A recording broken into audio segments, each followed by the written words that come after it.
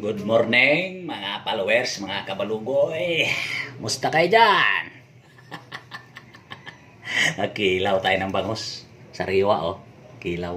Yan. Di ba? Oh, sariwa to. Kisi-kisi pa to. Nung binili ko, kisi-kisi. Okay. Ang gagawin natin dito, kaliskisan muna natin. Yan. Ganun magkaliskis. Yan. Yan. Tanggalin natin laman. Yan lang oh. Oh. Diba? Oh. Simple lang yan oh. Oh. Diba? Yun. Oh, diba? Walang ano yan. Walang tinik.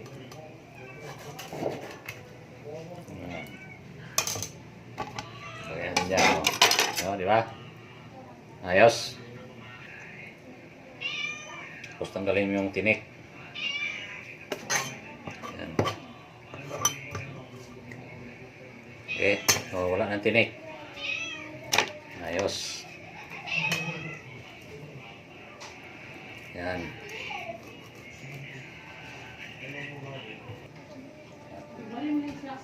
Suka. Kailangan lagay ka ng suka dito para yung hiniwa, babad mo muna para ano siya. Luto. Ganun ang magkilaw sa Manila. Okay? Tapos, para makita, hiwain na natin to. Oh. Ang hiwa nito, square ang hiwa. Yan. Yan oh. Tulad yan. Hiwain mo na yan. Yan. Yan. Yan. Yan. Okay. Wala nang wala nang buto. Wala nang buto. Yan. Para madali. Yan. Tapos, ganun lang hiwa yan oh. Para mabilis oh. Para hindi na kayo masayang oras. Oh. Diba oh? Square oh.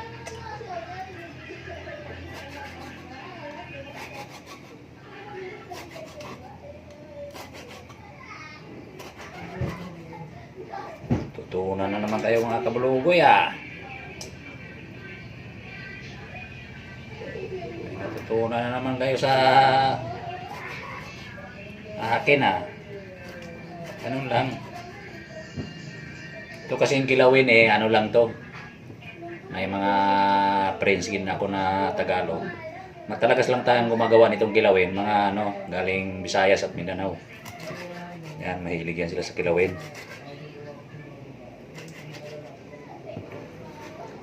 Tapos parisa nilang yung tuba, saka kamuting kahoy. Yun, bites na. Yan ang nila. Kumbaga sa special recipe. Kilawin.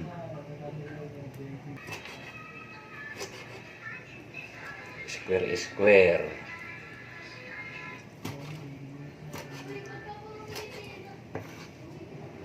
Yan.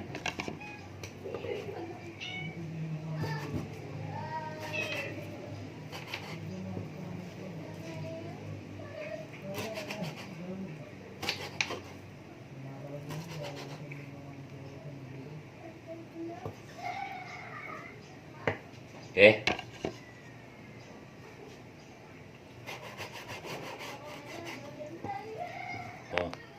Oh. Yan. Dami, di ba? Oh. Ngayon, maghiwa tayo ng rekado. Sibuyas, luya, tsaka sili, kalamansi. Okay. Yan. Kailangan imikos-mikos mo siya pag nagkilaw kaya masarap yung kilawin pagka nilalamas mo ng kamay. At na pagkain pagka piniprepare pag kinakamay masarap.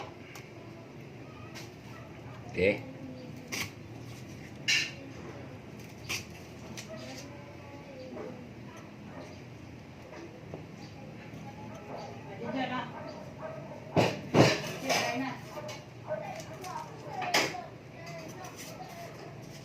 Lag na. Wala na, nasabot nga.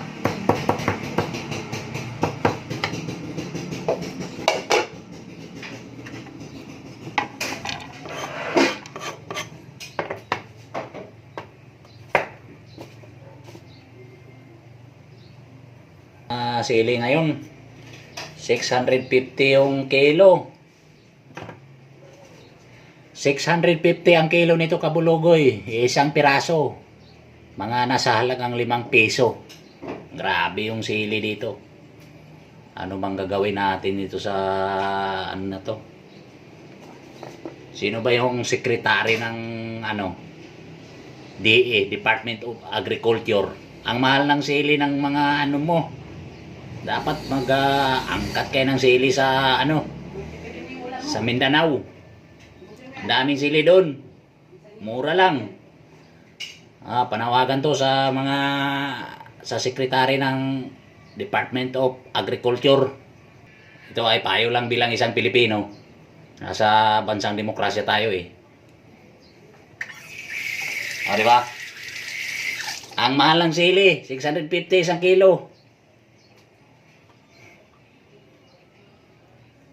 Wala na.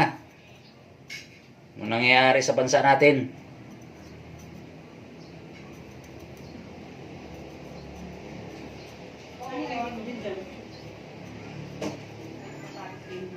Kayo, puro lang kayo away sa politika. Nagawa niyo yung ano yung politika eh. Business. Pilipino kayo, puro kayo ano, mga politikong tao, mga inggitiro yung mga politikong tao. Pagka sumikat yung isa, pabagsakin. Wala talagang asinso tayo niyan. Hindi niyo alam na mahal ng mga bilihin. Gising na kayo mga kabulugoy. Mga politiko kabalugoy. Kayong ano dyan. Magpapayaman lang. Anuhin nyo yung pera, hindi niya madadala sa kabaong yung pera. Iiwan nyo rin yan. Pagdating ng panahon, makalimutan din kayo ng pamilya nyo.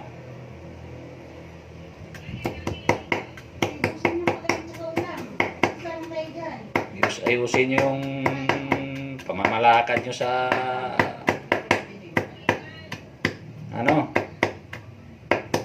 mga kung saan kayo nabilong.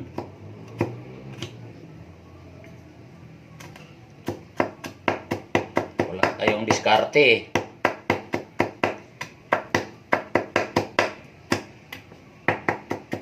Wala kayong diskarte. Wala kayong karapatan na maglingkod dyan sa kinaupuan nyo na hindi kayo marunong magdiskarte kung paano gagaan yung buhay ng mga Pilipino. O, di ba? Tama ako, mali? Wala kayong diskarte. Puro lang kayo porma dyan. Totoo lang. Dati, ginagalang ko yung mga politikong tao eh. Takot ako eh. Pero ngayon, sa mga napapanood ko sa TV, sa mga ano, cellphone, social media, wala na akong galang. Wala eh. Wala din namang naiambag yan sa buhay ko eh. Mga politikong tao, wala naiambag yan sa buhay ko. Actually, hindi naman lahat. Mayroon ding ano, bawi-bawi din tayo. Hindi naman natin ano, mayroon ding politiko na naglingkod ng tapat. Pero more or less puro mga ano yan, personal interest lang. Tama naman, huwag tayong magbulahan. Sabi ni Rodrigo Roa Duterte, huwag tayong magbulahan.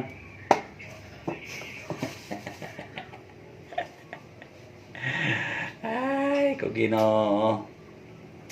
Okay? Kain na din. Off ko muna to. Mamaya, pagka natapos na yung kilawin, i-continue ang video. Okay. Ito mga kabulugoy, may suka na yan dati, di ba? Yung bago ko hiniwa. Lagyan mo ng asin.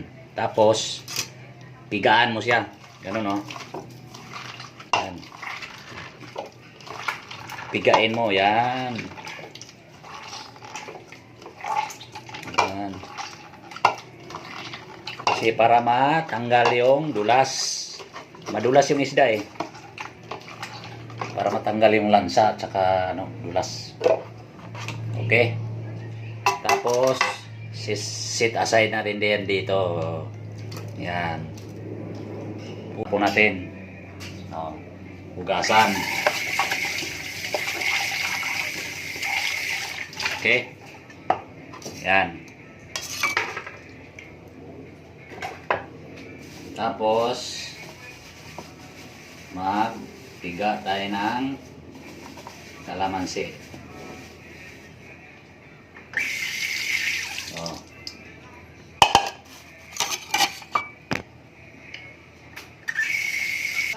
Para sa bangos. Yung buto, mga followers, sabawin mo yan para walang sayang. Mahal kilo eh.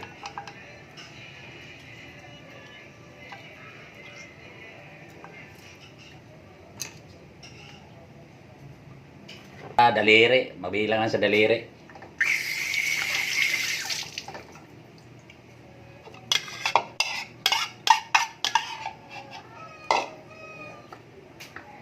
Suka. Okay. Mabilang lang sa daliri. Tanggalin natin yung buto ng kalamansi, mga kabulugoy. Para dire-diretsong kain ba. Okay. Ilawin na bangus.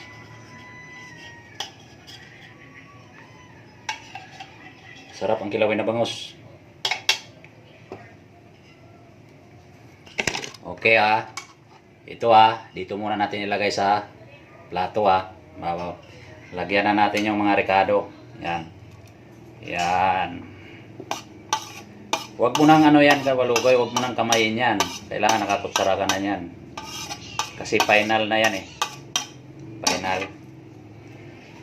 Final na yan. Hello mga kabulugoy. Dito yung si kabulugoy rin ni Junior Ang laki ng katawan, parang papel.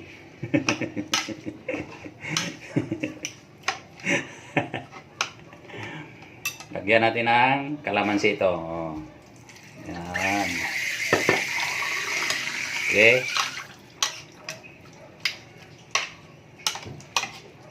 Isang bangus lang to kabulugoy, pero pagka sa mga restaurant, marami na to. Mahal na to. Nasa halagang 500 na to. Ganun kalaki ang tutubuin ng restaurant pala. Sa isang bangus, ang bangus na halaga binili ko 160. Tapos mga rekado.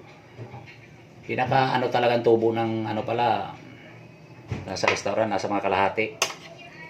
Kaya pala maraming yung mayaman na nagre-restaurant. Laki ng tubo. Okay. Kunting suka lang yan.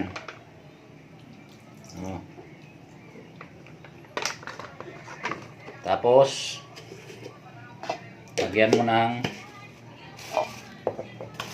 bitsin.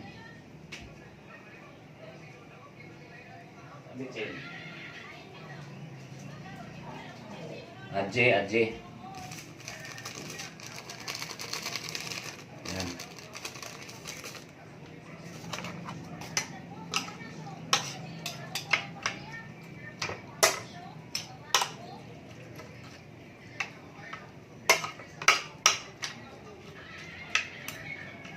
Grabe yan.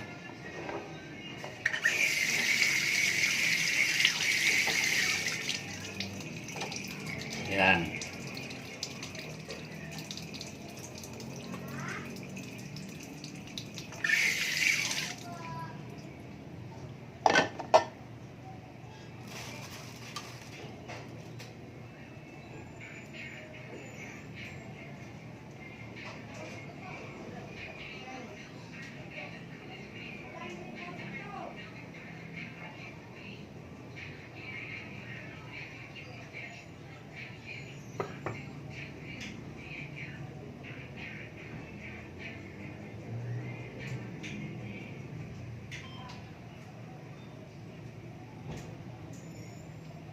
Ayos ba kabulugoy, oh?